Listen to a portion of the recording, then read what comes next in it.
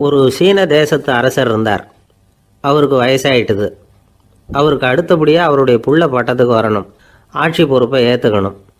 ஒரு நல்ல தலைவனுக்கு இருக்க வேண்டிய பண்புகள்லாம் தன்னுடைய மகனுக்கு இருக்கணும்னு விரும்பினார் அந்த அரசர். அதனால் இளவரசனை பக்கத்தில் இருந்த ஒரு குரு கிட்ட அனுப்புனார். இளவரசன் அவர்கிட்ட போய் சேர்ந்தான்.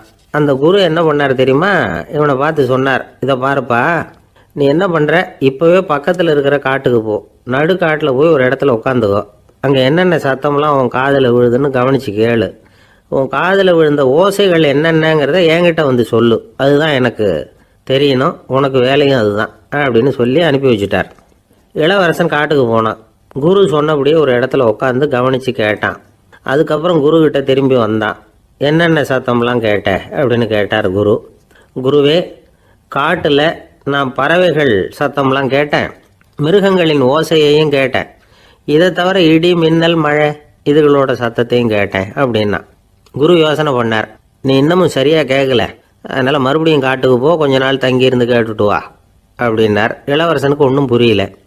இருந்தாலும் குருவின் கட்டளையாச்சே, மறுக்க முடியுமா? உடனே அவன் மறுபடியும் காட்டுக்கு போனான். ஒரு இடத்துல உட்காந்தான். கொஞ்ச நேரம் உன்னிப்பாக கவனித்து கேட்டான். சில நாள் கழித்து குருக்கிட்ட திரும்பி வந்தான். குருவே, இந்த தடவை சில துல்லியமான சத்தங்களை எல்லாம் கேட்டான். தேனி பறக்கிற சத்தம், நீரோடையின் மெல்லிய ஓசை, இதெல்லாம் கேட்டேன்னா. குரு சிரிச்சார். நீ மறுபடியும் காட்டுக்கு போ, இன்னும் சில நாள் அங்கே இரு, முழுமையாக கவனமாக கேட்டுக்கிட்டு வா அப்படின்னு சொல்லி அனுப்பி வச்சுட்டார். இளவரசனுக்கு குழப்பம் அதிகமாயிட்டுது. ஒன்றுமே புரியல. மறுபடியும் காட்டுக்கு போனான். மௌனமாக ஒரு இடத்துல உட்காந்துட்டான். அப்படியே தியானத்தில் ஆழ்ந்துட்டான். சில நாளில் அவனுக்கு இதுவரை கேட்காத ஓசைகள்லாம் கேட்க ஆரம்பிச்சிட்டுது. இதைத்தான் நான் கேட்கணும்னு என்னுடைய குரு எதிர்பார்த்துருக்கிறாருங்கிறத புரிஞ்சுக்கிட்டான். உடனே குரு கிட்ட ஓடனான். குருவே, இந்த தடவை காதுகளுக்கு கேட்க முடியாத சில ஓசைகளை கூட என்னால் உணர முடிஞ்சுது. பூ மலருகிற ஓசை, சூரியனால் பூமி சூடாகிறப்போ எழுகிற ஓசை, காலை பனித்துளி இந்த புல்லுலாம் குடிக்கிற ஓசை, இது எல்லாம் என்னால் நல்லா கேட்க முடிஞ்சுது அப்படின்னா. குருவுக்கு இப்போ தான் திருப்தி ஏற்பட்டு தான். இளவரசனை பார்த்து சொன்னார், இதை பாருப்பா, இப்போ தான் நாட்டை ஆளுகிற தகுதி உனக்கு வந்திருக்குது அப்படின்னு சொல்லி அதுக்கு விளக்கமும் கொடுத்தாராம். எந்த அரசன் தன்னுடைய மக்களின் எதையும் பேசுகிற மௌன மொழியை, மௌன வார்த்தைகளை கேட்குறானோ அவன்தான் ஆள தகுதி உள்ளவன். எந்த அரசன் தன்னுடைய மக்களின் உணர்ச்சிகளை உண்மையாக உணர்றானோ அவன்தான் முதன்மையான அரசன். போலி வார்த்தைகளை மட்டும் கேட்டுட்டு பல மௌன ராகங்களை காதில் வாங்கிக்காதவன் அரசனே இல்லை. எந்த நாட்டில் எப்போ ஒரு அரசன் தன்னுடைய மக்களின் உணர்ச்சிகளை கேட்க மறுக்கிறானோ அன்னையிலேருந்தே அந்த நாடு அழிய தொடங்குது அப்படின்னு அர்த்தம். இதுதான் அந்த குரு இளவரசனுக்கு போதிச்சது. வாயால் பேசுகிறத மட்டும் கேட்டு ஏமாறக்கூடாது, உணர்ச்சிகளையும் கேட்கறதுல தான் மனப்பக்குவம் உண்டாகும். மக்கள் உணர்ச்சிகளை புரிந்து கொள்ளாத அரசர்கள் நீடிச்சிருக்க முடியாது. அது மாதிரி நாடுகளில் அடிக்கடி குழப்பம் தான் உண்டாகும். அப்படி இருந்தால் அடிக்கடி ஆட்சி மாறிக்கிட்டு இருக்கும். அப்படிப்பட்ட ஒரு தேசம், அங்கே ஒரு சிறைச்சாலையில் 3 கைதிகள் பேசிக்கிட்டு இருந்தாங்க. ஒருத்தன் சொன்னான், நான் இந்த நாட்டு ராஜாவை எதிர்த்து பேசிக்கிட்டு இருந்தேன், அதனால் என்னை பிடிச்சி கொண்டாந்து இங்கே போட்டுட்டாங்க அப்படின்னா ஒருத்தன். இன்னொருத்தன் சொன்னான், நான் இந்த நாட்டு ராஜாவை ஆதரித்து பேசிக்கிட்டு இருந்தேன், அதனால் என்னை பிடிச்சி கொண்டாந்து இங்கே தள்ளிவிட்டாங்க அப்படின்னா.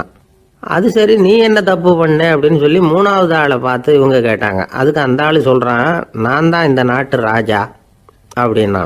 இந்த உலகத்தில் உண்மையாகவே வேதாந்தம் பேசுகிறவங்களும் உண்டு, உள்ளுக்குள்ளே வேற மாதிரி இருந்துக்கிட்டு வெளியில் வேதாந்தம் பேசுகிறவங்களும் உண்டு. ஒரு ஆள் இருந்தார். அவரும் ஒரு கடை வச்சு வியாபாரம் பண்ணிக்கிட்டு இருந்தார். மகா கஞ்சன், யாருக்கும் எந்த உதவியும் செய்ய மாட்டார். எச்சில் கையென்ன ஈர கையை கூட உதற மாட்டார். அப்படிப்பட்ட மனுஷன். அந்த ஊருக்கு ஒரு முனிவர் வந்துக்கிட்டு இருந்தார். வருஷத்துக்கு ஒரு தடவை வருவார். ஒரு நாள் 2 நாள் இருப்பார், அப்புறம் போயிடுவார். அந்த முனிவர் வர்றப்போலாம் இந்த ஆள் எழுந்திரிச்சு ஓடி போய் அவரை வரவேற்பான். ரொம்ப பெரிய வேதாந்தி மாதிரி அவர்கிட்ட பேசிக்கிட்டு இருப்பான். காயமே இது பொய், வெறும் காற்றடைத்த பையும்மா, தர்மம் தலைகாக்கும்மா, பணம் என்ன சார் பணம், இன்னைக்கு ஒருத்தன் கையில் இருக்கும், நாளைக்கு ஒருத்தன் கையில் இருக்கும், எல்லாம் மாயம், எனக்கு தான் இன்னமும் இந்த சம்சார பந்தத்திலிருந்து விடுபடுறதுக்கு நேரம் வரலேம்மா. அந்த முனிவரும் இந்த ஆள் இப்படி சொல்கிறத கேட்ட உடனே, ஏப்பா அப்படி சொல்கிற, இப்போ கூட நீ சரின்னு சொல்லு, உனக்கு தீட்சை கொடுத்து இதிலிருந்து விடுபடுற ஞானத்தை போதிக்கிறேன் பார். உடனே அந்த ஆள் என்ன சொல்லுவான் தெரியுமா? ஐயோ சாமி, இப்போ அது எப்படிங்க முடியும், பிள்ளைங்கள்லாம் சின்ன சிறுசுங்க, அதுகளுக்கெல்லாம் ஒரு கல்யாணம் காட்சின்னு செஞ்சு கடமையை முடிச்சுட்டா நீங்கள் சொல்கிறபடி செஞ்சு விடலாமா. சரி, இன்னும் முனிவர் போயிடுவார். அடுத்த வருஷம் வருவார். இவன் வழக்கம் போல் வேதாந்தம் பேசுவான். சரி, தீட்சை கொடுக்குறேன் வா அம்பார். பேரம்பேத்தியை பார்க்கணும், கோர்ட்டில் கேஸ் ஒன்று இருக்குது, அது முடியணும் அப்படின்னு தயங்க ஆரம்பிச்சிருவான். எல்லாம் சொல்லுவான், ஆனால் குடிக்கிறதுக்கு தண்ணி கூட கொடுக்க மாட்டான். ரொம்ப வருஷம் கழித்து மறுபடியும் ஒரு நாள் அந்த ஊருக்கு முனிவர் வந்தார். இவன் கடைக்கு வந்தார். அப்புறம் அங்கே கல்லாவில் நம்ம ஆள் இல்லை, அவன் புள்ள தான் உட்காந்துருக்கிறான். அப்பாவை போலவே புள்ளையும் எழுந்திரிச்சு ஓடியாந்து முனிவரை வரவேற்றான். அப்பா எங்கேன்னு விசாரித்தார் முனிவர். ஐயோ, அதை ஏன் கேட்குறீங்க சாமி, உங்ககிட்ட தீட்சை வாங்கி இந்த சம்சார பந்தத்திலேருந்து விடுதலை பெறணும்னு சொல்லிக்கிட்டே இருப்பார். அது நிறைவேறாமலே போய் சேர்ந்துட்டார். போன மாதம் ஒரு நாள் திடீர்னு நெஞ்சு வலிக்குதுன்னார், அவ்வளவுதான் போட்டுன்னு போயிட்டார் அப்படின்னு புலம்புனான் பையன். இதை கேட்டதும் முனிவர் சிரிச்சாரான். அவன் எங்கடா போவான், உன் அப்பா எங்கேயும் போகல, இதோ வாழை ஆட்டிக்கிட்டு உன் காலடியிலே இருந்துக்கிட்டு இருக்கான் பார் அப்படின்னு சொல்லி அங்கே நின்றுக்கிட்டு இருந்த ஒரு நாயை சுட்டி காட்டினாரான். என்ன சாமி சொல்கிறீங்க அப்படின்னு ஆச்சரியமாக கேட்டிருக்கான் பையன். உடனே முனிவர் அந்த நாயோட தலையில் ஒரு தட்டு தட்டி பேசுகிறா அப்படின்னாரான். உடனே அந்த நாய் வேதாந்தம் பேச ஆரம்பிச்சுட்டு தான். காயமே இது போய் வெறும் காற்றடைத்த பை அப்படின்னு தான். முனிவர் சொன்னார், அடே இப்போவும் ஒன்றும் கெட்டு போகல, நீ விரும்புனா சொல்லு, உனக்கு தீட்சை கொடுத்து என் பின்னாடியே அழைச்சிட்டு போயிடுறேன், அங்கே அழைச்சிட்டு போய் உனக்கு ஞானத்தை போதிக்கிறேன், வர்றியா அப்படின்னு கேட்டிருக்கார். உடனே அந்த நாய் சொல்லிச்சான், ஐயோ அதை ஏன் கேட்குறீங்க சாமி, நான் உண்ணாமல் தின்னாமல் ஏராளமான சொத்து சேர்த்து வச்சுட்டேன். என் பிள்ளைங்க அதோட பெருமை தெரியாமல் ராத்திரி நேரம்லாம் கதவை திறந்து போட்டுட்டு தூங்கிடுவாங்க. அதனால் இப்படி நாயாக பிறந்து ராத்திரி பகலாக சுற்றி சுற்றி காவல் காத்துக்கிட்டு கிடக்கிறேன். இப்போ எப்படி சாமி வர முடியும் அப்படின்னு கேட்டுதான். அறியாமையிலேயே சுகம் கண்டு இப்படி இருக்கிற ஆளுங்களுக்கு எப்படி விடுதலை கிடைக்கும், எப்போ விடுதலை கிடைக்கும் அப்படின்னு கேட்குறார் தசாவதானி, திருக்குறள் பேர் ராமையா. அவர் கேட்குறது நியாயம் தானே. இந்த காலத்து பையன் ஒருத்தன் அப்பா கிட்ட சொன்னான், அப்பா இன்னைக்கு நான் ₹1 மிச்சப்படுத்தி விட்டேன் அப்படின்னு நானும். அப்படியா, என்னடா பண்ணேன்னு கேட்டிருக்கார் அப்பா. டவுன் பஸ்ஸில் ஏறாமல் அது பின்னாடியே ஓடியாந்தேன், ₹1 மிச்சம் தானே அப்படின்றான். அட பாவி, ஒரு ஆட்டோ பின்னாடி ஓடியாந்துருந்தா ₹10 மிச்சமாயிருக்குமே, வேஸ்ட் பண்ணிட்டியே அப்படின்னாரான் அந்த அப்பா. ஒரே ஒரு ஊரில் ஒரு பாதிரியார் இருந்தார். ரொம்ப நாள் சந்தோஷமாக வாழ்ந்தார். ஒரு நாள் அவர் மடத்து சமையல் அறையில் பாத்திரங்களை கழுவி துலக்கி சுத்தப்படுத்திக்கிட்டு இருந்தார். அந்த சமயத்தில் ஒரு தேவதூதன் அவர் முன்னாடி நின்னான். இவர் நிமிர்ந்து பார்த்தார். ஆண்டவர் என்னை உங்ககிட்ட அனுப்பியிருக்கிறார், பரலோகத்தில் வாசம் செய்யறதுக்கு உங்களுக்கு நேரம் வந்துட்டுது அப்படின்னு அந்த ஆள். ஆண்டவருக்கு என்னோட ஞாபகம் வந்ததுக்கு நன்றி, ஆனாலும் இப்போ இங்கே நீயே பாரு எவ்வளவு பாண்டங்கள் பாக்கி இருக்கு, இவ்வளவையும் நான் சுத்தப்படுத்த வேண்டியிருக்கு. நான் நன்றி கெட்டவனாக இருக்க விரும்பலை. இந்த பணியை முடிக்கிற வரைக்கும் என்னுடைய பரலோக வாழ்வை தள்ளி வைக்க முடியுமா, நீ என்ன நினைக்கிற அப்படின்னு கேட்டார். தேவதூதன் தனக்கே உரிய விவேகத்தோட அன்போட பாதிரியாரை பார்த்தான். சரி, என்ன செய்யலாம்ங்கிறத அப்புறம் சொல்கிறேன் அப்படின்னு சொல்லிவிட்டு புறப்பட்டு போயிட்டான். ஒரு நாள் அந்த பாதிரியார் தோட்டத்தில் உள்ள களைகளை எல்லாம் ஒரு களை கொத்தியால் கொத்தி களை எடுத்துக்கிட்டு இருக்கிறார். அந்த சமயத்தில் இந்த தேவதூதன் மறுபடியும் அவர் முன்னாடி நிற்கிறான். பாதிரியார் பார்த்தார். இதை பாரு, இந்த தோட்டம் பூராவும் எவ்வளவு களை மண்டி கிடக்கு, பரலோகம் கொஞ்ச காலம் எனக்காக பொறுத்திருக்கலாம்னு நீ நினைக்கிறியா அப்படின்னு கேட்டார். தேவதூதன் சிரிச்சுக்கிட்டே மறுபடியும் மறைஞ்சிட்டான். மறுபடியும் அவர் களை எடுக்கிறது, தானிய களஞ்சியத்துக்கு வர்ணம் பூசுறது, இப்படிப்பட்ட வேலைகளில் ஈடுபட்டிருக்கார். இன்னொரு நாள் ஒரு மருத்துவமனையில் நோயாளிகளை கவனிச்சுக்கிட்டு ரொம்ப தீவிரமாக இருக்கிறார் அந்த பாதிரியார். ஒரு நோயாளியோட தாகத்துக்கு தண்ணீர் கொடுத்துட்டு நிமிர்ந்து பார்க்குறப்போ தேவதூதன் மறுபடியும் அவர் முன்னாடி நிற்கிறான். இந்த தடவை பாதிரியார் தன்னலமற்றவராக பேரன்பை காட்டக்கூடிய வகையில் தன்னுடைய 2 கைகளையும் உயர்த்தியபடி தேவதூதனின் கவனத்தை பிணியால் வாடக்கூடிய நோயாளிகளின் பக்கம் திருப்பினாராம். தேவதூதன் ஒன்றும் சொல்லலை, மறைஞ்சிட்டான். அன்னைக்கு சாயந்தரம் பாதிரியார் மடத்தில் உள்ள தன்னுடைய அறைக்கு போய் இளைப்பாறினார். யோசித்து பார்த்தார். தேவதூதனையும் தேவதூதனின் விருப்பத்தையும் பல நாள் தள்ளி போட்டு வந்ததையும் அவர் ரொம்ப நினச்சி பார்த்தார். திடீர்னு தான் முதுமை அடைகிறதையும் சோர்வு அடைகிறதையும் உணர்ந்தார். ஆண்டவரை நினச்சார். ஆண்டவரே, உம்முடைய தூதனை மறுபடியும் என்கிட்ட அனுப்புனா நான் சந்திக்கிறதுக்கு ஆவலாக இருக்கேன் அப்படின்னு சொல்கிறப்பவே தேவதூதன் பக்கத்தில் நின்னான். பாதிரியார் நிமிர்ந்து பார்த்தார். நீ இப்போவே என்னை அழைச்சிக்கிட்டு போக விரும்பினா நான் பரலோகத்துக்கு வர்றதுக்கு தயாராக இருக்கேன்னார். தேவதூதன் அந்த பாதிரியாரை அன்போடவும் விவேகத்தோடவும் பார்த்து, நீங்கள் என் கூட பரலோகத்துக்கு வர்ற தயாராக இருக்கிறதா சொல்கிறீங்க, ஆனால் நீங்கள் இது வரைக்கும் வேறு எங்கே இருந்ததா நினைக்கிறீங்க அப்படின்னு நானும். அப்படின்னா இது வரைக்கும் இருந்த இடம்தான் பரலோகம் அப்படிங்கிறத உணர்த்தியிருக்கிறான். பரலோகம்னா என்னென்னு புரிஞ்சுக்கிறதுக்கு இந்த சம்பவம் நமக்கு உதவியாக இருக்குது. தொண்டு செய்கிறத விட பெரிய செயல் வேற எதுவும் இருக்க முடியாது. அது நம்ம மனசுக்கு கொடுக்குற சுகத்தை வேற எதுவும் கொடுக்க முடியாது. நாம் தொண்டு செய்கிற இடம் தான் அந்த புண்ணிய இடம். ஆனால் இந்த காலத்துல எல்லாம் நாம் தொண்டு செய்யணும்னு நினச்சி ஏதாவது ஆரம்பித்தா கூட அதை ஒரு மாதிரியாக சுற்றி நின்று வேடிக்கை பார்க்க ஆரம்பிச்சிடுறாங்க. ஒரு பெரியவர் அப்படித்தான் ஒரு தொண்டு செஞ்சுக்கிட்டு இருந்தார். ஒரு கோவில் கட்டிக்கிட்டு இருந்தாங்க. அதில் ஒரு இடத்துல ஒரு பலகையை வச்சு ஆணி அடிக்கிற வேலையை செஞ்சுக்கிட்டு இருந்தார் அந்த பெரியவர். ஒரு சின்ன பையன் அதை ரொம்ப ஊக்கமாக அக்கறையாக கவனிச்சுக்கிட்டு இருந்தான்.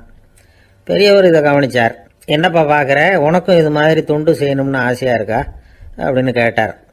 அதுக்கு அந்த பையன் சொல்கிறான், அப்படி இல்லைங்க, நீங்கள் ஆணி அடிக்கிறப்போ கையில் சுத்தியால் அடிச்சுக்கிட்டா எப்படி துடிப்பீங்க எப்படி கத்துவீங்கன்னு தெரிஞ்சுக்கிறதுக்காக அதை பார்க்கணும்னு ஆசை, அதுக்காக தான் காத்துக்கிட்டு இருக்கேன் அப்படின்னு நான். ஒரு ராஜா ஊரெல்லாம் சுற்றி பார்த்துட்டு வரலாம்னு ஒரு நாள் புறப்பட்டு போனார். ஒரு இடத்துல தறி நெசவு வேலை ரொம்ப மும்முரமாக நடந்துக்கிட்டு இருந்தது. ஒரு பெரியவர் தறியால் நெசவு வேலை செஞ்சுக்கிட்டு இருந்தார். பக்கத்தில் ஒரு அழகான பொண்ணு உட்காந்து நூலை சுற்றிக்கிட்டு இருக்குது. ராஜா அந்த பெரியவரை பார்த்து யார் இந்த பொண்ணுன்னு விசாரித்தார். ராஜா அப்படி கேட்டதும் அவருக்கு ரொம்ப பெருமையாக போயிட்டுது. ஏன்னா உட்காந்துருந்தது அவரோட மகள். அரசே, இது என்னுடைய மகள், இவ வேகமாக நூல் திரிக்கக்கூடியவள், வைக்கோல் எடுத்து இவ திரிச்சா கூட அது எல்லாம் பவுனிழையாக வெளியில் வரும் அப்படின்னு ஒரு ராசி இவளுக்கு அப்படின்னு ரொம்ப பெருமையாக ராஜா கிட்ட சொன்னார். ராஜா இதை கேட்டதும் அசந்துட்டார். அப்படியா, இவ்வளவு அழகும் சாமர்த்தியமும் உள்ள இந்த பொண்ணு என்னோட வரட்டுமே, இவளை என் மருமகளை ஆக்கிக்கிறேன் அப்படின்னார் ராஜா. அந்த பெரியவருக்கு ஒன்றும் புரியல. ஏதோ கொஞ்சம் பெருமையாக சொல்ல போக அது இப்படி ஆயிட்டுதே அப்படின்னு கவலைப்பட்டார்.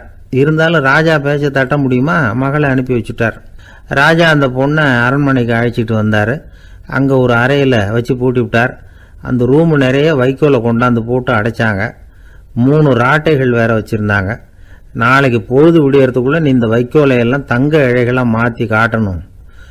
நாளைக்கு காலம்பரம் நான் இந்த அறை கதவை திறப்பேன். உன் தகப்பன் சொன்னது மாதிரி எல்லாம் தங்கமாக மாறி இருக்கணும், இல்லைன்னா நீ உயிர் தப்ப முடியாது அப்படின்னு உத்தரவு போட்டார். பாவம் அந்த பொண்ணு என்ன பண்ணும், பகல் பூரா அழுதுகிட்டே உட்காந்துருக்குது. ராத்திரி பூராவும் தூக்கம் வரல. மறுநாள் அதிகாலை நேரத்தில் யாரோ கதவை தட்டுற சத்தம் கேட்டுது. பயந்துக்கிட்டே கதவை திறக்கிறா. திறந்து பார்த்தா வெளியில் 3 அவலட்சணமான பெண்கள். ஒருத்திக்கு கால் அகலமாக முறை மாதிரி இருக்குது, இன்னொருத்திக்கு கட்டை விரல் கரண்டி மாதிரி பெருசாக இருக்குது, 3வது பொண்ணுக்கு உதடு தடித்து ரப்பர் மாதிரி தொங்கிக்கிட்டு இருக்கு. யார் நீங்கள், உங்களுக்கு என்ன வேணும் அப்படின்னு கேட்குது இந்த பொண்ணு. நாங்கள் உங்களுக்கு உதவி செய்கிறதுக்கு தான் வந்திருக்கிறோம் அப்படின்னு சொல்லி உள்ளே வந்தாங்க, உட்காந்தாங்க. கொஞ்ச நேரத்துக்குள்ளே உள்ளே இருந்த வைக்கோலையெல்லாம் தங்க இழைகளாக மாற்றி கொடுத்துட்டு போயிட்டாங்க. காலையில் ராஜா வந்தார், பார்த்தார். ஆகா பேஷுனார். இன்னும் கொஞ்சம் வைக்கோலை கொண்டாந்து அந்த ரூமில் போட சொன்னார். இந்த வைக்கோலையும் இன்னைக்கு தங்கமாக மாற்றி விடு, நாளைக்கு மறுநாள் உனக்கும் இளவரசனுக்கும் கல்யாணம்னு சொல்லிவிட்டார். இன்னைக்கு ராத்திரி அந்த 3 பொண்ணுங்களும் வந்தாங்க. வைக்கோலை பொண்ணு இழைகளாக மாற்றினாங்க, புறப்பட்டாங்க. இந்த பொண்ணு அவங்க காலில் விழுந்து வணங்கினா. என் உசுரை காப்பாற்றினீங்க, உங்களுக்கு நான் என்ன கைமாறு செய்ய போகிறேன் அப்படின்னா. பயப்படாத, நீ விரும்பினா எங்களுக்கு ஒரு உதவி செய்யலாம். உன்னுடைய கல்யாணத்துக்கு நாங்கள் 3 பேரும் வரோம். நீ எங்களை வரவேற்று ராஜாக்கிட்டையும் இளவரசர்கிட்டையும் நாங்கள் உன்னோட பெரியப்பா பொண்ணுங்கன்னு சொல்லி அறிமுகப்படுத்தி வை, நாங்கள் விருந்து சாப்பிட்டுட்டு போயிடுறோம் அப்படின்னாங்க. ரொம்பவும் சந்தோஷமாக சரின்னு ஒத்துக்கிட்டா. கல்யாண நாள் வந்தது. கல்யாணம் ரொம்ப கோலாகலமாக நடந்துக்கிட்டு இருக்கு. எல்லா தேசத்து ராஜா ராணிகளும் வந்துக்கிட்டு இருக்கிறாங்க. அந்த 3 அவலட்சணமான பொண்ணுங்களும் சேர்ந்தாங்க. யார் இவங்கன்னு கேட்டார் ராஜா. என் பெரியப்பா பொண்ணுங்க அப்படின்னா அந்த பொண்ணு. காலும் உதடும் கட்டை விரலும் ஏன் இப்படி உங்களுக்கு அவலட்சணம் ஆயிட்டுது அப்படின்னு கேட்டார். அதுக்கு அந்த பொண்ணுங்க பதில் சொன்னாங்க. என்ன செய்யறது, ஓயாமல் வைக்கோலை 100 ஒருத்தியோட கட்டை விரல் அப்படி கரண்டி மாதிரி ஆயிட்டுது, நாக்கில் தொட்டு தொட்டு திரிச்சதுனால ஒருத்தியோட உதடு அப்படி ஆயிட்டுது, காலால் கட்டையை அழுத்தி அழுத்தி தறி போட்டதுனால இன்னொருத்தையோட கால் அப்படி ஆயிட்டுது. உங்கள் மருமகளாக வந்திருக்கிற இந்த பொண்ணு அந்த 3ஐயுமே செய்ய தெரிஞ்சவ தான். என்ன ஆக போகுதோ இன்னும் கொஞ்ச நாளில் அப்படின்னாங்க. அவ்வளவுதான். ராஜா பயந்துட்டார். அம்மா, இன்னையிலேருந்து நீ இளவரசனின் மனைவி, நீ எப்பவும் அழகாக இருக்கணும், அதனால் நீ இனிமேல் வைக்கோலை திரிக்கவே கூடாது அப்படின்னு உத்தரவு போட்டார். அவளை இக்கட்டான சூழ்நிலையிலிருந்து காப்பாற்றின அந்த 3 பொண்ணுங்களும் சந்தோஷமாக திரும்பி போயிட்டாங்களாம். சுவாமி சின்மயானந்தர் இந்த கதையை சொல்லியிருக்கிறார். தன்னலம் மறந்து சுயலாபத்தை தியாகம் செய்கிறது வைக்கோல்ல இருந்து தங்க இழைய நூக்கிறது மாதிரி அப்படிங்கிறார் அவர். அது இருக்கட்டும், இப்ப நம்ம கதைக்கு வருவோம். ஒரு ராஜா தன்னோட மகனுக்கு சுயவரம் நடத்தினார். எல்லா தேசத்தில இருந்தும் ராஜகுமாரர்கள் வந்திருந்தாங்க. ராஜகுமாரியை கல்யாணம் பண்ணிக்கலாம்ங்கிற ஆசையில் சுயம்பர மண்டபத்திலிருந்து எல்லா ராஜகுமாரர்களும் அலறி அடிச்சுக்கிட்டு வெளியில் ஓடி வந்துகிட்டு இருக்கிறாங்களாம். ஏன் அப்படி எல்லாரும் மிரண்டு போய் ஓடி வர்றாங்கன்னு கேட்டார் ஒருத்தர். அதுக்கு இன்னொருத்தர் விவரம் சொன்னார். ராஜகுமாரியை இன்னைக்கு தான் அவங்க நேரில் பார்த்தாங்களாம், அதுதான் அப்படி ஓடி வந்துகிட்டு இருக்கிறாங்க அப்படின்னார். கப்பல் கடலில் போய்கிட்டு இருக்கு. புயல், சூறாவளி, அலையெல்லாம் பெருசு பெருசாக ரொம்ப உயரமாக உண்டாகுது. கடுமையான காற்றிலேயும் வேகமான அலைகள்லேயும் சிக்கி அந்த கப்பல் தடுமாறுது. திசை மாறி போச்சு. எந்த பக்கம் போயிட்டு இருக்கிறோம்னே தெரியல. அந்த கப்பலை செலுத்திக்கிட்டு இருந்த மாலுமி ரொம்ப சாமர்த்தியமாக செயல்பட்டார். தன்னுடைய அறிவாற்றலையும் திறமையையும் முழுமையாக பயன்படுத்தினார். அந்த கப்பலை கட்டுப்படுத்தினார். மெதுவாக அந்த சூறாவளியிலிருந்து கப்பலை காப்பாற்றி கரைக்கு கொண்டுட்டு வந்து சேர்த்துட்டார். மாலுமின்னு ஒருத்தர் இருந்ததுனால அந்த மரக்கலம் காப்பாற்றப்பட்டது. மாலுமின்னு ஒருத்தர் இல்லைன்னு வச்சுக்கோங்க, அந்த கப்பலோட கதி என்னவா இருக்கும் யோசிச்சு பாருங்க. ஒரு கோபக்காரனுடைய நிலைமையும் அப்படித்தானா. கோபக்காரன்கிறவன் ஒரு மாலுமி இல்லாத மரக்கலம் அப்படிங்கிறார் நபிகள் நாயகம். கொந்தளிக்கிற கடல்ல கொடுமையான அலைகளின் உச்சியில் அல்லல் படுகிற மரக்கலத்தை விட மோசமானது கோபக்காரனின் நிலைமை அப்படிங்கிறது அவருடைய கருத்து. அது மாதிரி இதுன்னு சொல்லல, அதை விட மோசம் இது அப்படிங்கிறார். ஏன் தெரியுமா? ஒரு கப்பல் கடல்ல தடுமாறினா அதை சரிப்படுத்த மாலுமி இருக்கிறார். அவர் தன்னுடைய சாமர்த்தியத்தினால் அதை கட்டுப்படுத்தி சரியான வழிக்கு கொண்டுட்டு வந்துடுவார். ஆனால் கோபக்காரனுடைய நிலைமை அப்படி இல்லை அப்படிங்கிறார் நபிகள் நாயகம். மனித மனம் ஒரு மரக்கலம், அறிவு அதில் இருக்கிற மாலுமி. மாலுமி மரக்கலத்தை செலுத்துகிறான், அவனுக்கு கட்டுப்பட்டு அது ஓடுது. ஆனால் கோபக்காரனுங்கிற மனுஷங்கிட்ட அறிவுங்கிற மாலுமி சரியாக வேலை செய்ய மாட்டான். ஏன்னா கோபம் அந்த மாலுமியின் கண்களை அவிச்சிரும், காதுகளை கேட்காம பண்ணிவிடும். கண்ணையும் காதையும் மூடிவிட்டு கப்பலை ஓட்டுனா எப்படி ஓட்டுறது? அதனால் கோபக்காரன் மாலுமி இல்லாத மரக்கலம். இடி மின்னலில் மாட்டிக்கிட்டு கஷ்டப்படுற கப்பல் மாதிரி கஷ்டப்படுறான். பெரியவங்கள்லாம் என்ன சொல்கிறாங்க? உனக்கு கெடுதல் பண்ணவனுக்கும் நீ நன்மையை செய், எவருடைய விருப்பு வெறுப்பையும் பொருட்படுத்தாதே. பரம எதிரிக்கும் நீ நன்மை செய்ய ஆரம்பித்தா உன்னுடைய தூய நிலையை பார்த்துட்டு அவனும் உனக்கு நெருக்கமான நண்பனாக ஆயிடுவான். இதுதான் பெரியவங்க நமக்கு சொல்லியிருக்கிறது. புனித குரான் சொல்கிறது என்ன? தீமையை நன்மையை கொண்டே நீர் தடுத்து கொள்ளும் அப்படின்னு சொல்லப்பட்டிருக்கு. அதில் இன்னா செய்தாரை ஒருத்தல் அவர் நாண நன்னயம் செய்து விடல் அப்படிங்கிறார் திருவள்ளுவர். செல்வந்தர் ஒருத்தர்கிட்ட ஒரு சிறுவன் ஆடு மேய்ச்சிக்கிட்டு இருந்தானா. பெரியவர் அவனை கூப்பிட்டு, நீ நேராக போய் ஒரு ஆட்டில் உள்ள ரொம்ப நல்ல பகுதி எதுவோ அதை எடுத்துக்கிட்டு வா அப்படின்னாரான். இவன் போனான். ஒரு ஆட்டு உடம்புல இருந்த நாக்கு, இருதயம், இது ரெண்டையும் எடுத்துகிட்டு வந்து கொடுத்தானான். பெரியவர் வாங்கி பார்த்தார். அதுக்கப்புறம் இப்போ நீ போய் இன்னொரு ஆட்டில் இருக்கிற ரொம்ப கெட்ட பகுதி எதுவோ அதை எடுத்துகிட்டு வா அப்படின்னாரான். இவன் போய் எடுத்துகிட்டு வந்தான். அவன் கையில் இருந்தது மறுபடியும் அதே மாதிரி நாக்கு, இருதயம், இது ரெண்டும் தான். என்னது இப்பவும் அதையே கொண்டுட்டு வந்திருக்கிற அப்படின்னாரான் பெரியவர். இவன் சொன்னானா, ஒரு உடம்புல உள்ள ரொம்ப நல்ல பொருளும் இதுதான், ரொம்ப கெட்ட பொருளும் இதுதான் அப்படின்னானா. இளம் வயசில் இப்படி பதில் சொன்னவர் தான் பேரறிஞர் லுக்மானுல் ஹக்கீம் அவர்கள்.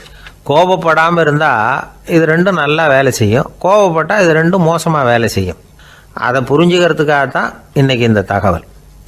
கோபம் வந்துட்டால் நாம் என்ன செய்கிறோங்கிறது நமக்கே தெரியாது. ஒருத்தர் டாக்டர்கிட்ட போனார் அவசரமாக. டாக்டர், எனக்கு இப்போ கடுமையான கோப வெறி, எனக்கு கண்ணு மண்ணு ஒன்றும் புரியல, உடனடியாக அதை கட்டுப்படுத்தணும், உடனே இதுக்கு ஏதாவது ஒரு மாத்திரை கொடுங்க ப்ளீஸ் அப்படின்னார். அந்த டாக்டரும் உடனே ஒரு மாத்திரையை கொடுத்து, இதை உடனே போடுங்க, நான் தண்ணி கொண்டுகிட்டு வரேன்னு உள்ளே போனார். தண்ணியோடு திரும்பி வந்தார்.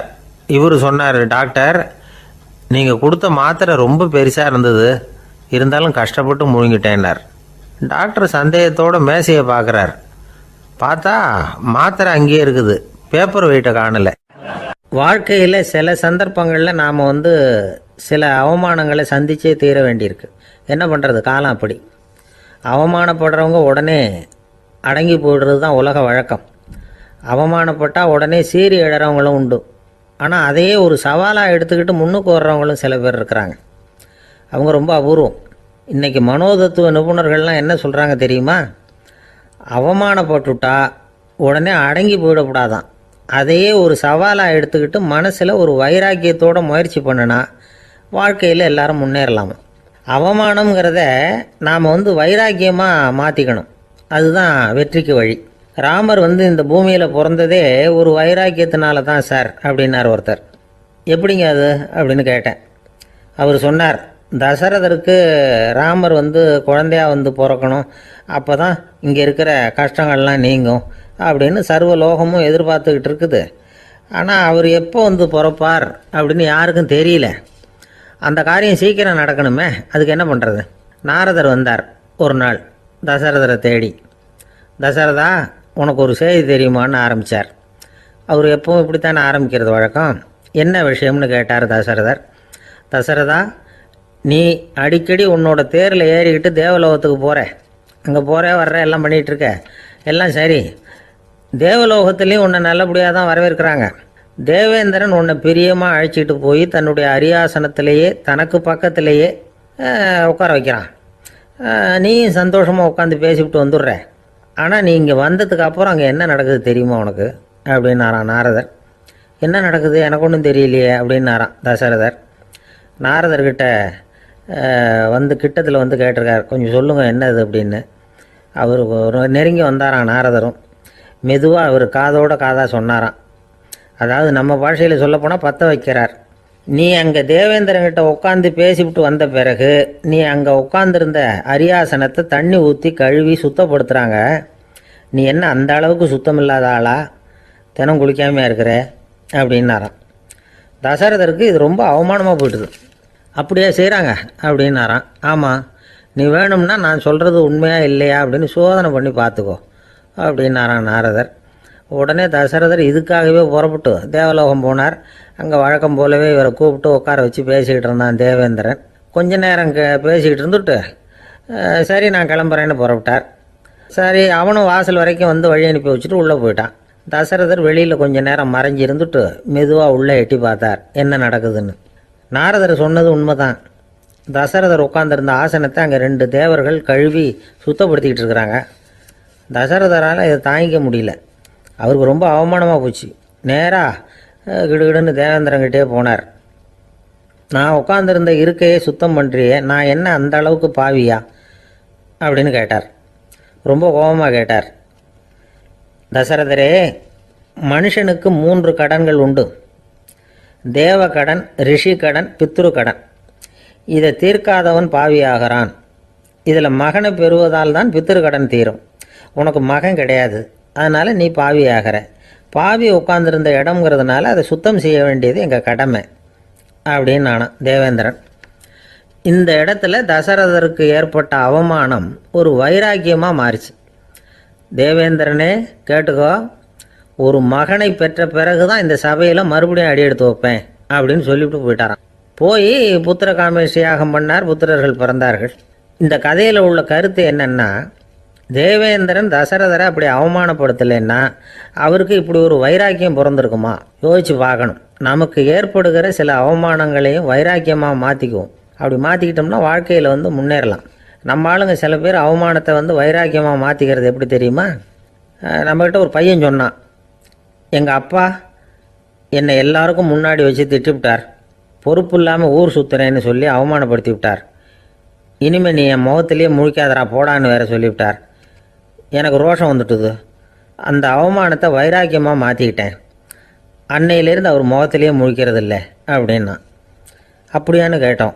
ஆமாங்க, அவர் வீட்டில் இல்லாத நேரமாக பார்த்து உள்ளே சமையல் கட்டுக்கு போய் சாப்பிட்டுட்டு நைஸாக வெளியில் வந்துடுவேன் அப்படிங்கிறான் அவன். அசோக மன்னர் வந்துகிட்டு இருக்கார். அவருடைய ஆலோசகர்கள் எல்லாம் பக்கத்தில் வந்துகிட்டு இருக்கிறாங்க. அந்த சமயத்தில் எதிரில் ஒரு புத்த பிக்ஷு வர்றார். அசோகர் பார்க்குறார். ஓடி போய் அவர் காலில் விழுந்து வணங்குறார். அசோக மன்னரின் தலை அந்த புத்த துறவியின் பாதத்தில் பட்டுக்கிட்டு இருக்கு. பக்கத்தில் நின்றுகிட்டு இருந்த அமைச்சருக்கு இது ரொம்ப சங்கடமாக போச்சு. ரொம்ப வருத்தப்பட்டார். நம்ம அசோக சக்கரவர்த்தி எப்பேற்பட்டவர், அவரோட தலை ஒரு சன்னியாசியின் பாதத்துல படுறதா அப்படின்னு நினைச்சு ரொம்ப கவலைப்பட்டார். அரண்மனைக்கு திரும்பினதும் அமைச்சர் மெதுவா ஆரம்பிச்சார். அரசே, எனக்கு ரொம்ப வருத்தமா இருக்குது அப்படின்னார். எதுக்குன்னார் மன்னர். அசோக சக்கரவர்த்தியின் தலை, அதாவது அந்த சிரம், ரொம்ப மதிப்புமிக்க ஒன்று. அது ஒரு சன்னியாசியின் காலில் படலாமா அப்படின்னார். அசோகர் பதில் சொல்லல, சிரிச்சார், போயிட்டார். அதுக்கப்புறம் ஒரு சரியான சந்தர்ப்பத்துக்காக காத்துக்கிட்டு இருந்தார். ஒரு நாள் அமைச்சரை கூப்பிட்டார். எனக்கு 3 தலைகள் வேணும் அப்படின்னார். சொல்லுங்க, கொண்டுகிட்டு வரேன் அப்படின்னார் அமைச்சர். அசோகர் சொன்னார், முதல்ல எனக்கு தேவையானது ஒரு ஆட்டின் தலை, 2வது ஒரு புலியின் தலை, 3வது ஒரு மனிதனின் தலை. இதுதான் அசோகர் கேட்டது. எங்க இருந்தாலும் கொண்டு வாங்கன்னார். அமைச்சர் புறப்பட்டார். ஆட்டுத்தலை, புலித்தலை கிடைச்சிட்டுது. அப்புறமா ஒரு சுடுகாட்டுக்கு போய் ஒரு மனித தலையும் சேகரம் பண்ணிட்டு ராஜா கிட்ட வந்துட்டார். அரசே, உங்கள் ஆணைப்படி 3 தலைகளையும் கொண்டு வந்திருக்கிறேன்னார். அசோகர் பார்த்தார். ரொம்ப நல்லது, இப்ப இது 3ஐயும் எடுத்துக்கிட்டு போய் சந்தையில வித்துட்டு வாங்க அப்படின்னார். அமைச்சர் அதுகளை எடுத்துக்கிட்டு சந்தைக்கு போனார். முதல்ல ஆட்டுத்தலை நல்ல விலைக்கு வித்து போச்சு. நல்ல விலை கொடுத்து வாங்கிட்டு போட்டாங்க. அடுத்தபடியா புலி தலைய ஒருத்தர் வாங்கிட்டார். அதை பாடம் பண்ணி வீட்டில் மாட்டி வைக்கலாமே அப்படின்னு நினைச்சு அதையும் வாங்கிட்டு போட்டார். மனித தலையை மட்டும் வாங்கறதுக்கு யாரும் முன் வரல. எல்லாரும் அதை பார்த்துட்டு விலகி போக ஆரம்பிச்சாங்க. அமைச்சர் திரும்பி வந்தார்.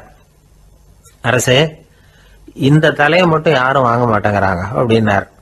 சரி, பரவாயில்ல, இதை இலவசமாவே எனாமாவே யாருக்கிட்டையாவது கொடுத்துட்டு வந்துருங்க அப்படின்னார். அமைச்சர் மறுபடியும் சந்தைக்கு போனார். இதை இலவசமா தரேன், இதை வாங்கிக்கோங்க அப்படின்னார். அப்பவும் அதை யாரும் வாங்கிக்கிறதுக்கு தயாரா இல்லை. மறுபடியும் திரும்பி மன்னர்கிட்ட விவரத்தை சொன்னார். இப்போ மன்னர் சொல்றார், அமைச்சரே, உயிர் இருக்கிற வரைக்கும் தான் இந்த தலைக்கு மதிப்பு. ஜீவன் போனதுக்கு அப்புறம் அதோட மதிப்பும் போயிடுது. அதனால மதிப்பு இருக்கும் பொழுதே பெரியவர்கள் பாதம் பணிந்து அந்த புனிதத்தை பெற்றுக்கொள்ளணும் அப்படின்னார். பணிவுங்கிறது வேற, அடிமைத்தனம்ங்கிறது வேற. பெரியவர்களை பணிவது நமக்கு பெருமை தரக்கூடிய விஷயம். இதை மனசுல வச்சுக்கிட்டு எப்போ காலில் விழணும், எப்போ காலில் விழக்கூடாது அப்படிங்கிறத முடிவு பண்ணிக்கணும். ஒரு சாதாரண ஆள் நடந்து வந்துகிட்டு இருந்தார். எதிரில் ஒரு பெரிய மனுஷன் ஓடி போய் அவர் காலில் விழுந்து தன்னுடைய தலையை அவர் பாதத்தில் கொண்டு போய் வச்சார். கொஞ்ச நேரம் கழிச்சு எழுந்திரிச்சு வந்துட்டார். வந்த பிறகு இவரை கேட்டேன், ஏன் திடீர்னு ஓடி போய் அந்த ஆளு காலில் விழுந்தீங்க அப்படின்னு. அவர் போட்டிருக்கிறது என்னோட காணாம போன செருப்பான்னு கண்டுபிடிக்கிறதுக்காக அப்படி விழுந்தேன் அப்படின்னார்.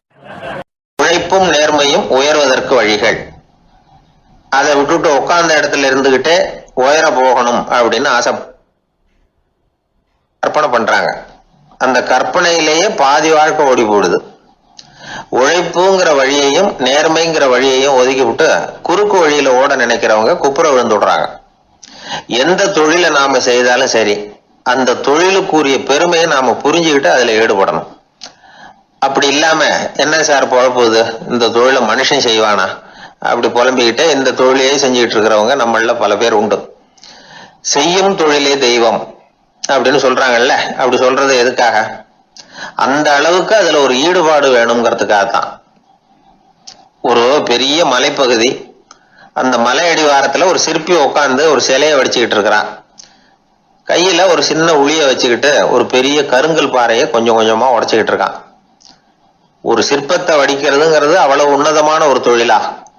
எல்லாராலையும் முடியுமா அது? அப்படி இருந்தும் அந்த சிற்பிக்கு மன நிறைவில்லை. அவன் நினைக்கிறான், இந்த கடுமையான வெயில்ல உட்கார்ந்து வேலை செய்யறது எவ்வளவு கஷ்டம். நாம ஒரு சிற்பியா இருக்கிறதுனால தானே சூரியன் கடுமையான வெப்ப கதிர்களை நம்ம மேல வீசுறான். நாமளே அந்த சூரியனா இருந்துட்டா இந்த கஷ்டம் இருக்காத. நம்மளை கஷ்டப்படுத்துறவன் நம்மளோட வலிமை உள்ளவன், அதனால நாம அவனா மாறி விடுறதுதான் நல்லது அப்படின்னு அந்த சிற்பி யோசனை பண்ணான். அவன் எண்ணம் உடனே நிறைவேறிட்டுது. இயற்கைங்கிற மாபெரும் சக்தி அவனை ஒரு சூரியனா மாத்தி விட்டது. சிற்பி இப்போ ஒரு சூரியனா மாறினான். இனிமே இந்த உலகத்துல நம்மளோட வலிமை உள்ளவன் வேற யாரும் கிடையாது அப்படின்னு நினைக்க ஆரம்பிச்சுட்டான். அவனுக்கு மகிழ்ச்சியா இருந்தது. அந்த மகிழ்ச்சி அதிக நேரம் நீடிக்கல. ஏன்னா கொஞ்ச நேரத்துல ஆகாயத்துல கரிய மழை மேகங்கள் அப்படியே சூழ்ந்து வந்தது. சூழ்ந்து வந்த மேகங்கள் சூரியனை மறைக்க ஆரம்பிச்சது. இப்போ சூரியனா இருந்த அந்த சிற்பி நினைச்சு பாக்குறான், என்ன இது, என்னையே இந்த மேகம் மூடி மறைக்குதுன்னா அது என்னை விட பெரிய ஆளா தான் இருக்கணும். அதனால இனிமே நாம சூரியனா இருக்கக்கூடாது, நாம மேகமா தான் இருக்கணும், அதுதான் கௌரவம் அப்படின்னு நினைக்க ஆரம்பிச்சிட்டான். இப்பவும் பாருங்க, இயற்கை அவனுடைய ஆசையை நிறைவேற்றி வச்சது. சூரியனா இருந்த சிற்பி மேகமா மாறினான். வான வீதியில அப்படியே உல்லாசமா வர ஆரம்பிச்சான். அந்த உல்லாசமும் அதிக நேரம் நீடிக்கல. எதிரில் பார்த்தா பிரம்மாண்டமான மலைகள் வழியை அடைச்சிட்டு நிக்குது. வேகமா வந்த மேகம் மலையில மோதிக்கிட்டுது. அந்த மலையை தாண்டி அப்பால செல்ல முடியல. இப்போ அந்த மேகம் நினைக்குது, நாம எந்த தடையும் இல்லாம அந்தரத்துல மிதந்து வர்றோம், நம்மையே போக விடாம தடுக்குதுன்னா அந்த மலைக்கு எப்பேற்பட்ட வலிமை இருக்கணும். இனிமேலும் நாம மேகமா இருந்து பிரயோஜனம் இல்ல, இருந்தா மலையா இருக்கணும், அதுதான் பெருமை அப்படின்னு நினைக்க ஆரம்பிச்சான். இப்பவும் பாருங்க, இயற்கை அவனுடைய ஆசையை நிறைவேற்றி வச்சது. மேகமா இருந்த சிற்பி மலையா மாறினான். பெரிய மலை பூமிக்கும் வானத்துக்குமா நின்றுகிட்டு இருக்கு. இனிமே நமக்கு எந்த கவலை இல்லை அப்படின்னு நினைச்சது அந்த மலை. இப்படி நினைச்சுக்கிட்டு இருந்த வேளையில அந்த மலையோட காலடியில அடிவாரத்துல ஏதோ சத்தம் கேட்டுது. என்ன சத்தம் இது அப்படின்னு சொல்லி அந்த மலை மெதுவா குனிஞ்சு பார்த்துதான். பார்த்தா அங்க ஒரு மனுஷன் தன்னுடைய கையில உளிய வச்சுக்கிட்டு மலையை கொத்திக்கிட்டு இருக்கிறான். ஏதோ ஒரு சிற்பத்தை வடிக்கிறதுக்காக அவன் முயற்சி பண்ணிட்டு இருக்கிறான். இப்போ அந்த மலை நினைச்சுதான், மலையே ஒருத்தன் உடைக்கிறான்னா அவன் எப்பேற்பட்ட வலிமை உள்ளவனா இருக்கணும். இனிமேலும் மலையா இருந்து பிரயோஜனம் இல்ல, மனுஷனா மாறணும், அதுதான் சரி அப்படின்னு நினைச்சுதான். அந்த வினாடியே அந்த மலை ஒரு மனுஷனா மாறிச்சு. அவன் கையில ஒரு உளி, பழையபடியே ஒரு கருங்கல் பாறையை கொத்த ஆரம்பிச்சான். அந்த ஆள் பழைய நிலைமைக்கு வந்துட்டான். இந்த கதையிலிருந்து நாம தெரிஞ்சுக்க வேண்டியது என்னன்னா, தன்னுடைய உண்மையான பலம் என்னங்கிறது தெரியாமலே தாவி தாவி தடுமாறிக்கிட்டு இருக்கிறான் மனுஷன் அப்படிங்கிறது தான். இனிமேலாவது அதை புரிஞ்சுக்கணும், புரிஞ்சுக்கிட்டு புறப்படணும் வாழ்க்கையில வெற்றி பெறறதுக்கு. ஒரு குடும்ப தலைவருக்கு விபரீதமா ஒரு ஆசை வந்துதான். அதாவது ஒரு நாள் பூராவும் புடவை கட்டிக்கிட்டு மனைவி செய்கிற வீட்டு வேலைகள், சமையல் வேலைகள் எல்லாத்தையும் தானே செய்யணும், மனைவிக்கு ஆண் வேஷம் போட்டு ஆபீஸுக்கு அனுப்பி வச்சிடணும் அப்படின்னு ஆசைப்பட்டான். இதுதான் அந்த ஆசை. அதே மாதிரி செஞ்சான். பெண் வேஷத்துல சமையல் பண்ணிட்டு இருந்தான். இருட்டி விட்டுது. இந்த சமயத்துல வாசல் கதவு தட்டப்படுற சத்தம் கேட்டுது. ஓடி போய் திறந்தான். பக்கத்து வீட்டம்மா கிடுகிடுன்னு உள்ள வந்துட்டாங்க, காப்பி பொடியோ ஏதோ வாங்கறதுக்கு. இவன் பயந்து போய், கமலாம்மா, நான் சுசீலா இல்ல, சுசீலாவோட புருஷன், பெண் வேஷத்துல இருக்கிறேன், சும்மா ஒரு சேஞ்சுக்காக அப்படின்னா. உடனே அந்த அம்மா கிட்ட பயப்படாத, நானும் கமலா இல்ல, கமலாவோட புருஷன், இதுவும் சும்மா ஒரு சேஞ்சுக்காகத்தான் அப்படின்னு. இப்படி வாழ்க்கைய விபரீதமா நினைச்சுக்கிட்டு வேற வேற கற்பனைகள்ல வீணாக்கிக்கிட்டு இருக்கிறவங்க தான் ரொம்ப அதிகம். நாம அதுவா மாறணும்னு நினைக்கிறது தப்பு, நாம இருக்கணும் அப்படின்னு நினைக்கிறது தான் உண்மை, அதுதான் சரி. அந்த சிற்பி என்னென்னோ கற்பனை பண்ணி கடைசியில மறுபடியும் சிற்பியாகவே சேர்ந்தான் பாருங்க. அதனால நம்முடைய உண்மையான பலம் என்ன அப்படிங்கறத தெரிஞ்சுக்கிட்டு